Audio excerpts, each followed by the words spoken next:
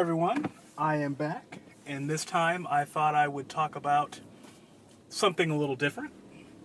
My last episode was about the pros and cons of living in Des Moines, Iowa. That's where I'm centered, and that's where I have lived here for the last 5 years. And if you listen to the last podcast, I mentioned how I was born and raised in St. Louis, Missouri, which is about 6.5 hours from here. And at the end of the podcast, I thought, oh, well, maybe that might be a good idea to talk about the pros and cons of living in St. Louis, as they're pretty close to each other and very, very different. So as I said before, I was born and raised in St. Louis, born in a suburb of St. Louis called Florissant, which in French, I believe, means Valley of the Flowers. There's a festival there called the Valley of Flowers every year, where people gather and get drunk and bring their kids to play a little carnival that they have there at a local park. Spent most of my life there. Moved around a little bit in St. Louis, but ended up living most of my life in Florissant. So that's really my hometown. It's the place that I call home, and it's the place where I will list, usually, if someone asks me where specifically in St. Louis I'm from. And so St. Louis is a pretty big city. I think there's 6 million people that live there. I'm so bad with populations. I really need to get on that. But I think that's pretty accurate. Either 3 or 6 million people that live there, at least in the city of St. Louis. And all of my family lives there. My sister lives there. My grandparents still live there. And all of my extended family still live there. And my parents and I are in Des Moines. And I guess I would talk about the pros and cons. And I'd like to start with the cons because I think it's better to end on the pros, don't you think? I guess a con of living in St. Louis would be it just takes forever to get anywhere. I was there for my nephew's second year birthday party about a month ago. And my grandparents, who I usually stay with when I go there, they live on the north side of the city, which, if you're not too familiar with St. Louis, basically it sits on the Mississippi River, and the top north, the north side is basically at one edge of the Mississippi. The south side is at the other edge of the Mississippi. Both are right on the Illinois border. And my grandparents live on the north side, and my sister lives on the far south side. So basically they live on both sides of the city. It's kind of frustrating sometimes, but it took me 50 minutes to get to my sister's house, and that's just one way. And pretty much whenever I go see her, I have to plan most of the day around that, which is kind of frustrating. And St. Louis is just so spread out that it takes a long time just to get anywhere. Like, to give you a reference point, it takes 45 minutes to get from the north end of the city to the south end of the city, but it could just as well take 45 minutes to get from the north side of the city to, like, somewhere else on the north side. Like, literally, like, if you take the inroads in St. Louis, sometimes it can take you just as long. So it's like the time I spend going to my sister's, it could take me the same amount of time just to get like 15-20 miles, whereas my sister's like 40 miles away.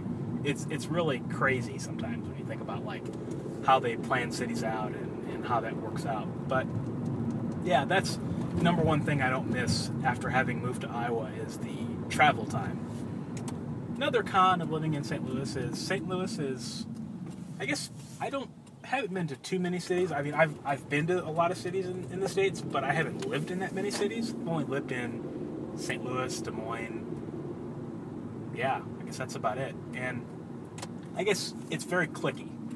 So I guess other cities that people have compared St. Louis to are like Boston. I don't know what Boston's like, but I guess it kind of makes sense. But it's very cliquey. So like, the number one question between two St. Louis people, if they meet on the street, or if, say they're off sojourning somewhere in Chicago or Arizona, hey man, you're from St. Louis? Yeah, I'm from St. Louis. Where'd you go to high school? It's like the number one question. Like, your high school in St. Louis is like the number one indicator of your fate. It's kind of sad. Like, the high school I went to, it's a Hazelwood Central. It's like, I guess when I went there, it was the largest high school in the state of Missouri. There were, I think, about 3,000 people that went there, and there were about 600 people in my graduating class. And Hazelwood is kind of a middle of the road. You know, it's not a bad school district. It's not necessarily a good school district. It's probably going downhill more so than other districts. So it's not the greatest one. But if you go to some other high school, I guess I won't name any names, but some other high schools that live in a little bit more moneyed communities and kind of old money, and there's new money too, depending on where you're at. That kind of says everything about that person. And, you know, that's not true. It's kind of a stereotype, but there's a lot to be said about how people in different parts of the city act and how they treat each other. And I just remember there was one school district where, like, we just never got along with those kids. Like, there was no kid at all. There was not a single kid in that school district that we could really get along with. So I guess it's all in perspective, I guess. But, you know, that's the number one question people ask each other. But so it's really cliquey, and it's especially when you're looking for a job and, like, or you have a job. There's a lot of just really awkward tension between people that I remember that just really sucked, that I guess haven't experienced as much in Iowa or any other cities that I've been to. So those are the cons of living in St. Louis. There are probably many more, but I'm getting probably halfway through my car ride, so I'll shuffle it along to the pros of living in St. Louis. And the number one pro is living in St. Louis, as is living in any other city in the country, big city in the country, is that there's tons of stuff to do. Every weekend there is something new to do. And that is a heck of a lot better than Des Moines, where there is nothing to do on the weekends, especially if you're a 20-something like me, or even a 30-something, doesn't quite yet have a family. It is a great place to spend weekends. It seems like there's always festivals or craft fairs, or not craft fairs, who goes to a craft fair, but just different things to do. And bands actually come to St. Louis, which is pretty cool if you want to go see someone live. Like, I think 6-7 years ago I saw the Black Eyed Peas there live, and that was pretty cool. And it's just a bigger variety of things to do there. Much more to do on a weekend, and there's definitely no shortage of things to do. Another pro I would say is just, for me, the nostalgia of it. I guess any place you grow up, that's the number one place that, you know, you think of, and your earliest memories go back there. And I guess for me, my earliest memories always go back to being in Florissant, or spending time at my great-grandmother's home. And she lived downtown, or just outside of downtown, kind of in the really bad areas. And I just remember being a kid and playing with the dogs in the backyard, or talking to my Uncle Terry, at night. We'd sit out in the backyard and look up at the sky as we talked. And another pro of St. Louis is the skies. They're fantastic. Like, just the clouds, like after a rainy night, they're so beautiful. And I'm not sure why that is. I think it has to do with, like, the fact that there's so many lights in the city, but there are a lot of street lights, and some of them are like orange, like, I think tungsten is the material they use in the streetlights. And yeah, it just casts like this orange glow against the clouds, like after a thunderstorm, which is just so cool. And there's just something about the rain in St. Louis. Like, after it rains, there's so much so many plants and shrubbery and greenery that the rain, it just hangs in the air. Like, there's this distinctive smell that I've never smelled anywhere else other than St. Louis. Minneapolis too, but never smelled that smell anywhere else ever. And it's just the most beautiful smell. It's like this verdant, greeny, rainwater just got kissed by a cloud kind of smell that I love so much when I go there and it rains.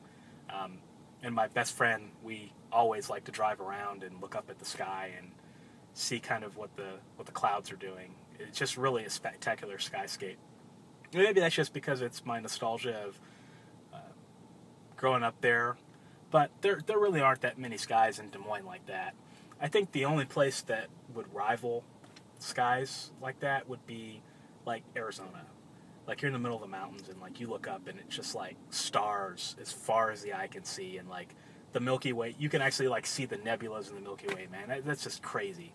Like, you don't get any of that in Des Moines, but there's some cool skies here too. But that's a big pro for me. And I guess those are some obscure pros of living in St. Louis. But I figure, why talk about the regular things that anyone else is going to talk about? The Arch or this or that. And by the way, the Arch is so overrated. The zoo is pretty cool, but the Arch is really overrated. If you haven't been, go. But then get the heck out of downtown and go do some other stuff. But then again, there's really not a whole lot outside of downtown to do. But then there's a joke in St. Louis that people say that the only reason you go downtown is to get robbed. So I guess it's all in perspective. If you want to get that experience, figure out where the greatest areas are and don't go off the beaten path when you go there. But yeah, that's where I grew up. It's the place I call home. I do live in Des Moines, but I will always consider St. Louis home. And one day, there's it's a place in St. Louis.